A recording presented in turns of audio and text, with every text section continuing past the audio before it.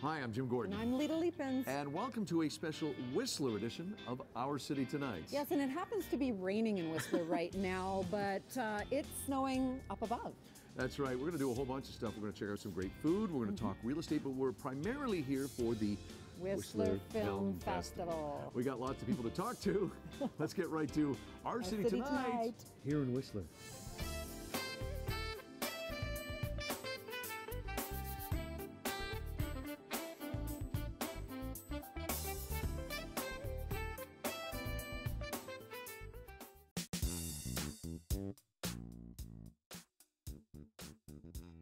Well, the last time we were in this restaurant behind us, Kurama Restaurant, it was a lot warmer. It was last May. We came up to check out some of their great food, including their pizza. Giant pizzas, Giant Jim. pizzas. You can land a helicopter on them. But now they've added a whole bunch of new things, and we thought we'd take a little break from the film festival and go talk to Jay and James. They're the guys behind Kurama Restaurant. Well, we're now inside Kurama Restaurant with our old friend Jay Powray. And Jay, we were last here in May. Correct. We're back here, and a lot of new things have happened. Yeah. Couple of new things have happened. Yeah, and I'm just going to interrupt you and say you guys have been, Kurama has been around since 1995, December 26th. That's so right. Let me know.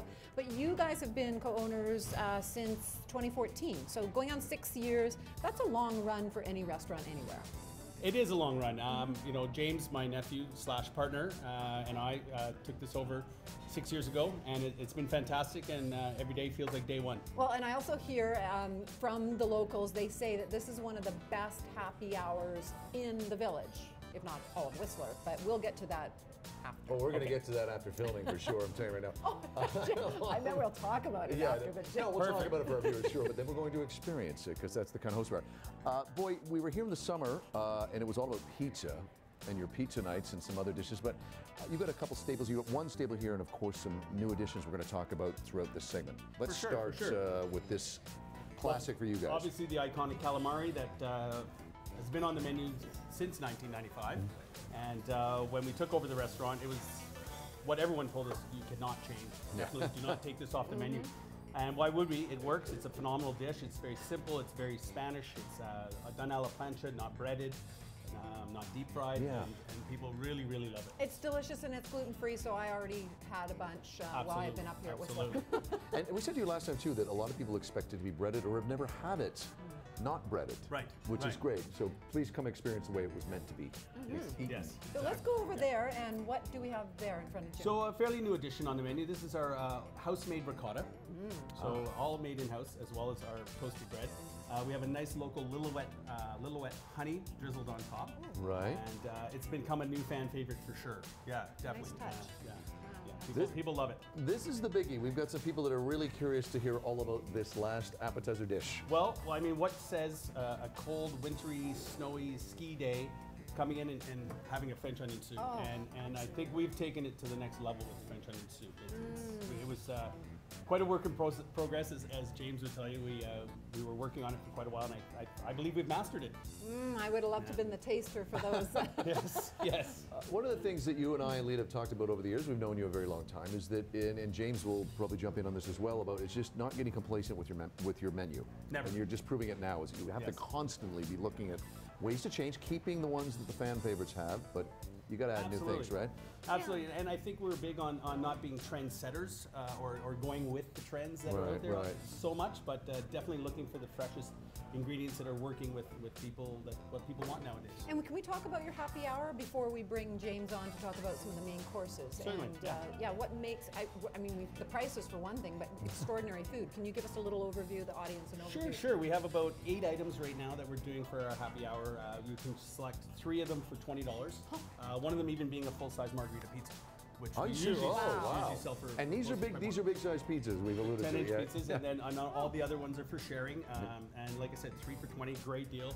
We do a good pricing on our happy hour jugs of sangria. And, I've heard about the sangria. And beer and everything else that brings people in for sure. And what are the hours for happy hour? 3 to 5 when we're open for lunch. And starting next week, we'll be open every day for lunch and dinner. Every day. Very love nice. hearing that. Very nice. Okay, we're going to come back later in the show. We're going to get back to the film festival. When we come back, we're going to talk to Jay's partner and nephew, James about some great new main courses, because you added some new dishes in that category as well. Absolutely. Okay, that's coming up later in our city tonight.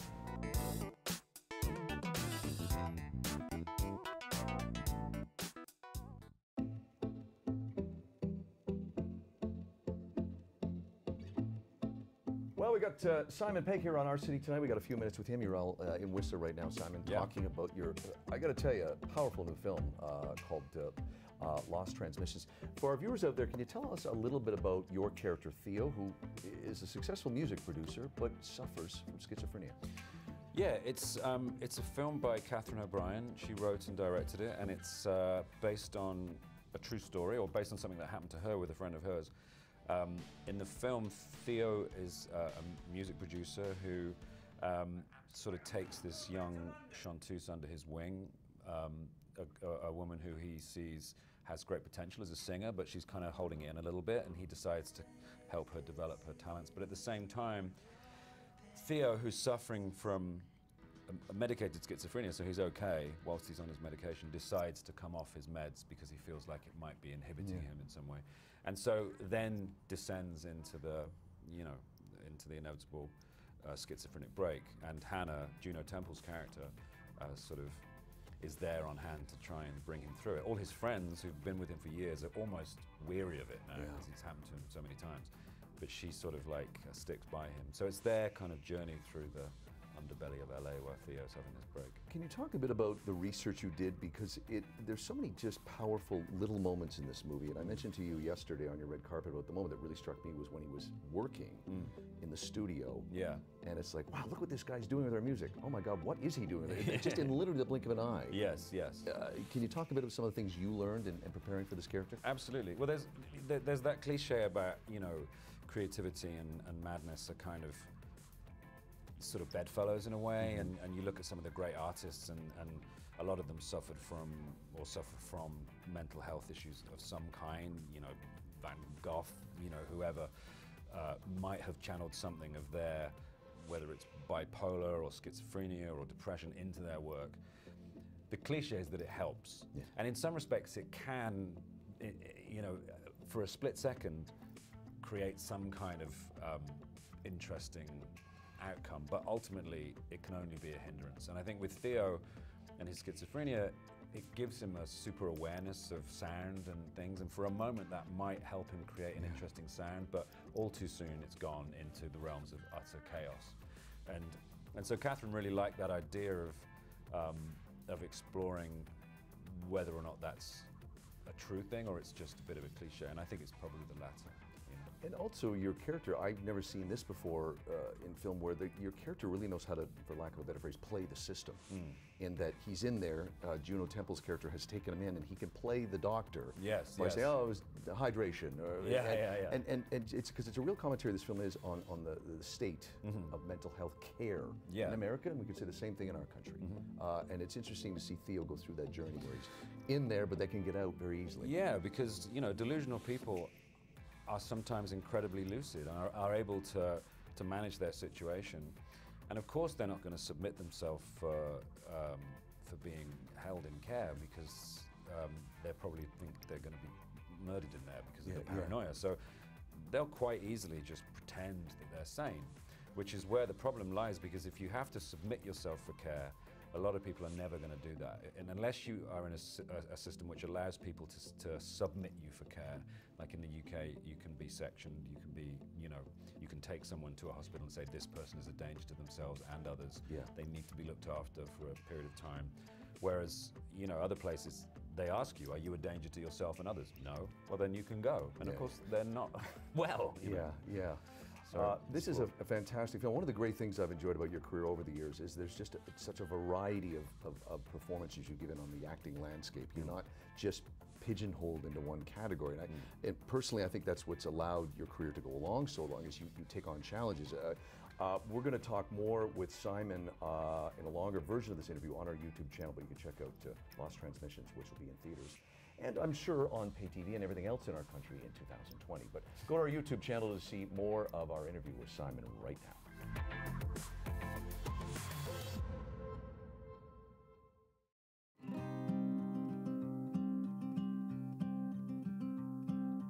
All right, well, I'm here at Whistler Film Festival and so fortunate to be standing here with Will Patton, a legendary actor. Just thrilled. I also reading you're doing a lot of voice acting as well, but let's talk about Hammer, your movie that you're here for. You're playing a father who does some things that, I guess we can kind of imagine if we're put in that situation. Tell us a little bit about your character. He's lives a pretty regular life. He's a teacher. He's just retired, and he gets pulled into an extraordinarily difficult day, which ends with pretty profound violence, which he will have to live with for the rest of his life. And that's Do you imagine that if Will was put in that situation with family, people you loved, do you think you could pull that out and react that way as the father did in the film? I think maybe we always do different things than what we think we would do, you know what I mean? Maybe some people are braver than they think they will be. Maybe some people are more frightened than they think they would be, you know? I think until we're right there. Yeah, I agree. Do we know? Yeah, I don't know. I agree. Yeah. So, going to your long, very illustrious career, you've been a villain a lot.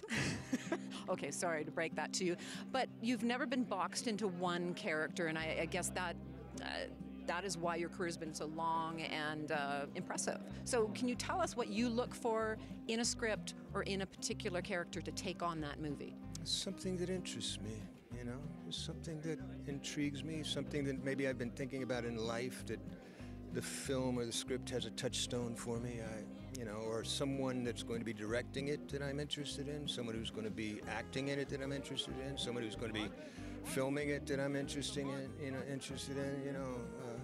that kind of thing. Can we give a little sneak peek on what to expect from you coming up soon?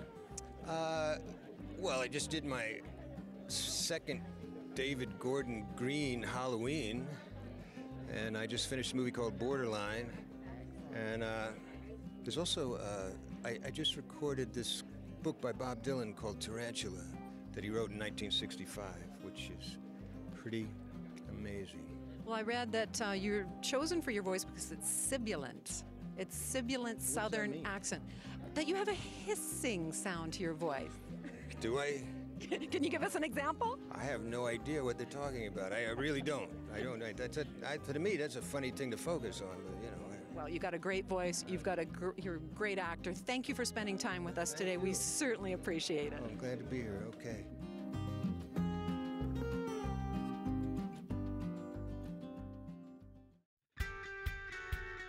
Well, we're enjoying our time here at the Whistler Film Festival and in the Whistler Village, and I believe the dog over there is enjoying his time in the only snow I can find down here right now because it's pouring rain.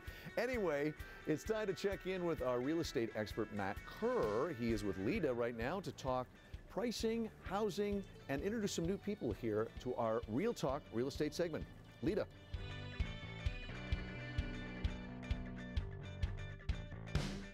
Thanks, Jim. Well, we're here with Matt Kerr and his new Whistler team. But before we get into that, Matt, you have a long time relationship with Whistler. In fact, you spent a lot of years here because you were a ski coach for the Canadian Alpine ski team for 8 years. So can you give us a little background on that and your love of Whistler? Yeah, so I have a good love for this town, obviously, so it's really special to come up here to one of my favorite restaurants in Whistler, definitely. So yeah, I was with the Canadian ski team for 8 years. I spent 20 years in Whistler, so a lot of time in the mountains. It was a really exciting time. Still miss it at times. And you're still coaching here, so you're up here a lot, which I guess leads into why you started a team up here with Stillhaven. Okay, so Stillhaven Real Estate Services is now a true West Coast brand. We have an office in Vancouver, which you've visited a few times. We have an office in North Vancouver, and then we have an office up here in Whistler. And we have one of the top teams in Whistler with Dana Friesen here to my left, and that are basically handling all of our Whistler clients. And yeah, I mean, it's a really spectacular to come into the town that to have an office up here and have such a great team in Whistler that can support our clients that are coming out of the head office. Yeah, and with Dana, welcome. You actually live here, so you're not one of the agents that comes up for a little bit, you know, does some real estate, then moves back down to Vancouver. You are a resident. I mean, you're one of the regulars now. What do they call that? It's true. I'm almost a local. Local, I've yes. been here for 14 years and definitely full-time. I've been selling real estate in the area for 8. Wow. And have an amazing team who services the area. So lots of back and forth. So many of our clients are from Vancouver, so it's just a natural connection to our Stillhaven offices in both North Van and Vancouver, up to Whistler, back and forth. It's just seamless. Wow. So you're building a great team up here. Can you give us a little bit of an information on what's happening in Whistler? Because we kind of hear bits and pieces, positive, negative. What's going on? Yeah, we're unique. So we had a bit of a slowdown in the beginning of the year, and it really stabilized. So it's now a neutral market. Both sellers and buyers are winning. And we've got a couple different parts of the market that are unique. Phase 1 rental properties, which are our nightly rental properties. You can Airbnb them, you can live in them full time. Those are still really strong. So lots of investment in those types of properties. Great time to get into the single family house market because those have come down a bit. So if you want to live up here full time, come on up. I'm sure a lot of people would want to. And you both are building a team up here. You've got a great gal that's on board with you that is covering the Squamish market. Welcome to your expansive gourmet kitchen. Perfect for popping popcorn. Oh, or you pop popcorn in your brother's kitchen. We are joined by Kristen from Squamish. How exciting. What is the Squamish market doing now? Squamish is a little bit different than Vancouver and Whistler, where we have, you know, it was quite neutral, same as Whistler earlier in the year, and then it exploded as we entered kind of the end of summer into the fall. And overall, there's just tons of development that's happening in Squamish, so it's pretty exciting for us that have been there for a long time. And how far, well, how long is it to drive from Vancouver proper to Squamish now? You can be door to door, Squamish to Vancouver, downtown in an hour. Wow. Okay, Yeah. that's great. You know, a lot of people are, you know, thinking of moving out to the burbs when they're in Vancouver. This might be a much better option. 100%. If you want to hit Park Royal, that's 40 minutes. Wow. Okay. Well, that's great. So, what a great team! Congratulations on opening the offices up here. It gives us more reason to come up and visit you guys for sure. Any final parting notes? Actually, yeah, just a really quick note in terms of people who are looking for investment, like Whistler, because in Vancouver, a lot of people are looking for Airbnb properties, which is very few buildings are allowing that. Stratas are clamping down on that.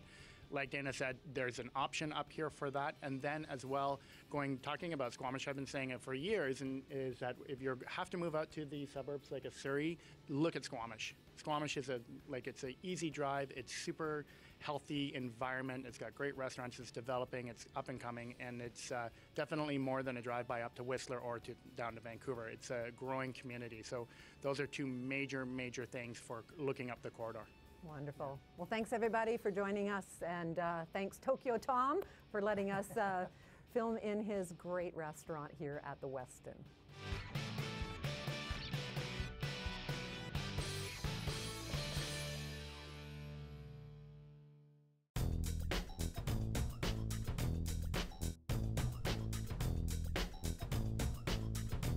Well, we're back here in Kurama at Whistler, and we just covered the appetizers here with Jay, and now we are back here with Chef James for some of the main courses. Hello. That's right. Hello, now, how are you? I always bring up your last job was at the Savoy. Yes. And you managed over 100 chefs. 96 chefs, yeah. 96 chefs. Yeah. Unbelievable. To be exact. So you weren't even actually able to cook and get your apron dirty, and we were just pointing out you actually have dirty Yeah, I aprons. got a dirty apron That's today. great. I don't Yeah. trust a cook who doesn't have a dirty apron. I'm Right? sorry. I got a pretty dirty this way every so often, but it all depended on the day. So, Oh, okay, good.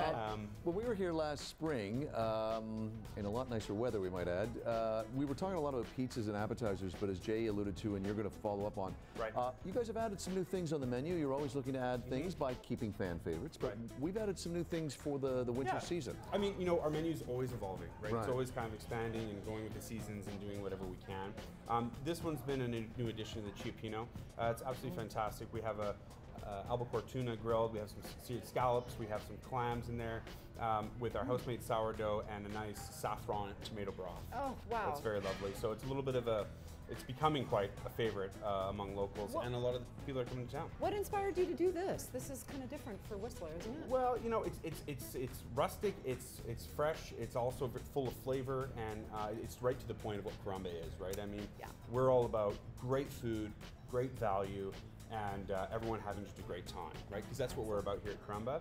We're comfort European, right? And that's what it is. Again, here we have a New York strip. This is from Alberta. So this is a 12-ounce steak served with a sauce au poivre or peppercorn sauce. Absolutely fantastic. And this one is brought in, you know, a couple times a week from Alberta, from Symphony Harmony is the brand.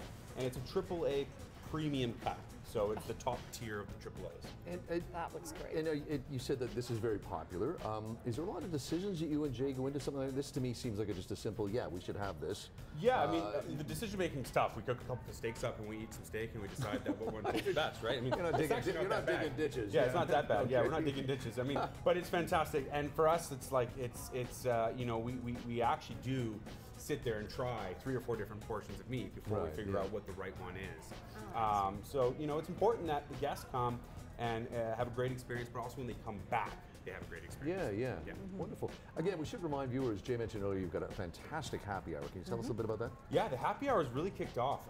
You know, we've expanded it. It's 3 to 5 right now when we're open for lunch, and it's 5 to 6 when we're just open for dinner. And it's great. We've got 10 different items on the menu, with calamari to Scotch egg to patatas bravas. So, and they're all decent sized portions, and people come here actually for dinner sometimes. Nice. It's enough for dinner, but it's also enough to have a great, you know, sangria, glass of wine or a beer. Everything is priced appropriately.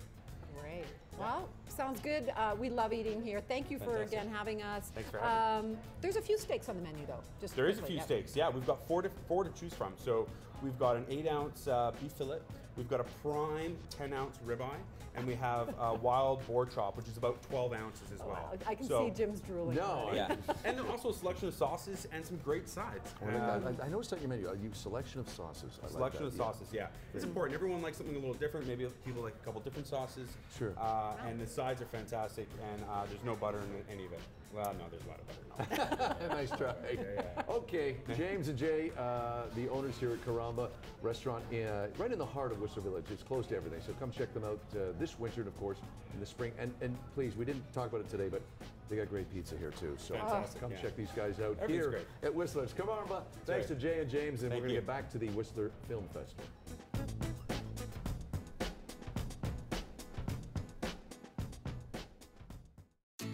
Well, what you are looking at, I really am not kidding you, is an aerial view of Whistler Village 40 years ago in 1980. And right in the middle of that little bit is where we are right now. It's the Blackcomb Lodge, a great history. They're our host hotel this week, and we're sitting in the lobby right now. We're taking a little break from the Whistler Film Festival to talk a little Whistler, Blackcomb Lodge, and the history of this little village. And we're excited to be staying here. What a beautiful spot. You were the first hotel in this area, and back when Blackcomb actually opened in 1980. Creekside is what was there before, and we are the center of the village. The village is basically built around the Blackcomb Lodge. When you take a look at your aerial shots, you will see that we are there, L-shaped. You walk out our doors, you are in the village, you are on the balconies, you are actually in the village. That's right. Now we are blowing out the lobby, and we'll have a diner. We're not saying who it is right now, but another celebrity chef. Oh, okay. And when is it? Any idea you can We're reveal? hoping to start construction in the spring. Okay. And so they have the best breakfast. They've been written up in a lot of magazines and papers and stuff. So we will have breakfast here, and we're also putting in about 6 to 8 kiosks that we're going to be renting as a market, so that we can have different tenants, like, can rent month by month, and let some of the artisans in Whistler promote their products, because the rents have become so high that it has made it impossible, and it has really taken away from the local feel. Now, you're talking about the lobby and all this area and outside and close by. Your rooms are beautiful. I mean, they just, to me, represent Whistler. There's beautiful views. You've got views of the village, views of the mountains. Just really great accommodations. It's like a large Vancouver apartment. That's what I thought when I checked into my room a little while ago. You've been up here a long time. Can you talk a bit about what you've seen change? You were talking about your involvement here at Blackcomb and how you want to kind of get back to the roots of Whistler. Yes, and it's interesting because a lot of locals are working with us. Yeah. You know, we worked with the archives. It was someone who told me about the archives that has the Whistler magazine and stuff, and it's all kind of coming together. And we've tried to bring the soul back to Whistler because some of that has been lost in the last few years. It's become very commercialized. We have tourists from all over the world that come here, and we need to get back to the roots, I think. Yeah, well, you have 3 million, probably over 3 million visitors annually, and so, yeah, you're serving a lot of people. Rita, thank you very much. And people can find out more information on Blackcomb Lodge where? Our website right now is Blackcomb Lodge Direct. Okay. And people can actually book on there directly, or of course we're on all the travel agent sites. Our suites actually have kitchens too, so that makes it very, very good. And then once our new restaurant goes in, they're also going to do maybe prepped meals, so that you can actually bring them up and cook them up in your kitchen. Oh, what a great idea. Also should say you are about 30 inches from a grocery store here as well. And the liquor store. And the liquor store, the important liquor store, yes. Yeah, you can't be more central than this, and we're only like a 2-minute walk to the gondolas. Very nice. Yeah. Thank you, Rita. It's been great hanging out with you this week, and thanks for hosting us here.